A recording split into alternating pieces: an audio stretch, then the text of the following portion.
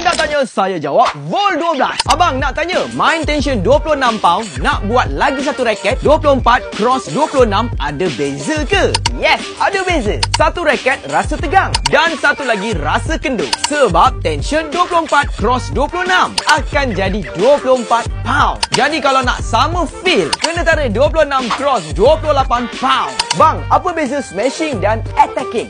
Smashing adalah jenis pukulan. Tujuannya untuk dapat point dengan segera. Attacking adalah gaya permainan. Tujuannya untuk memberi tekanan kepada pihak lawan. Sama ada membuat pukulan smash, drive, speed dan mencari lubuk. Abang raket yang solid, apa tali yang boleh combo padu dengan raket Ace-Rod Lite 45i untuk attacking dan control? Kalau ada, saya beli terus. Okey, saya recommend string Yonex X-Ball 63 atau Yonex Aero Bar. Abang, tali apa yang tinggi repulsion? Yonex BG66 Ultimax, Yonex X-Ball 63, Yonex Aerosonic, Pellet Record 61 dan Victor VBS 63. Ada soalan lagi ke saudara? Komen je!